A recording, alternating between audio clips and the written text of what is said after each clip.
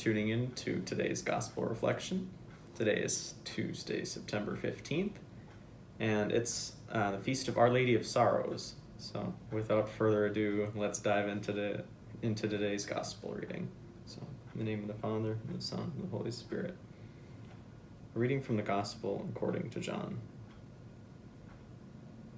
Standing by the cross of Jesus were his mother and his mother's sister, Mary, the wife of Clopas, and Mary of Magdala.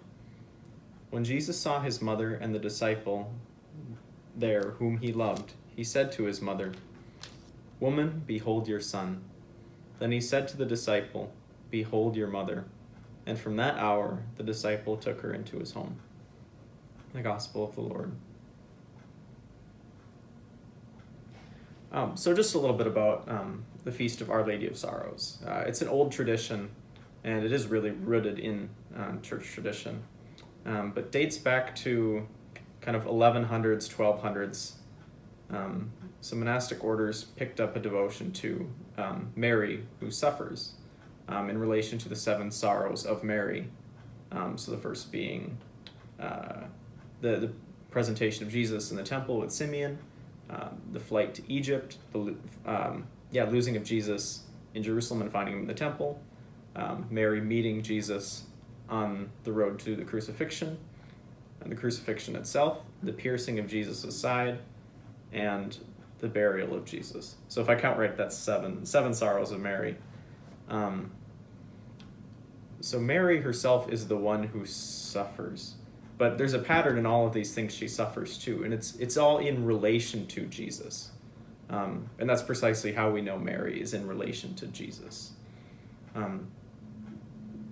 So Mary has compassion. Compassion comes from the word to suffer with in Latin. So Mary is the one who suffers with Jesus, and Jesus suffers with us. The famous line in the letter of Hebrews is something along the lines of, "We have a high priest who has been tempted the way we have and suffers the way we have, yet is without sin." Something about Jesus and Mary calls us to suffer with them. That's intrinsic to being a Christian. You can't be a Christian without kind of suffering. But this suffering itself is found in gift. It's in giving ourselves over to something else, to Christ, to the church, to our brothers and sisters around us.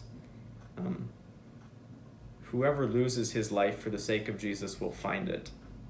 And by losing it, we mean to give it over to something else. So that's exactly what we see Jesus here doing on the cross, what we see Mary doing. Jesus himself gives Mary to John in the passage here to take care of her. But again, that's a gift of Mary to the church, to John, and to us today. Jesus gives over Mary to the church, to all of us who are friends of Jesus. So kind of just in closing today, think about the suffering of Mary and Jesus as that self-gift of where can we give ourselves over more fully to Christ? How can we more love the people around us? To come to know God and to love God in the faces of everyone we see.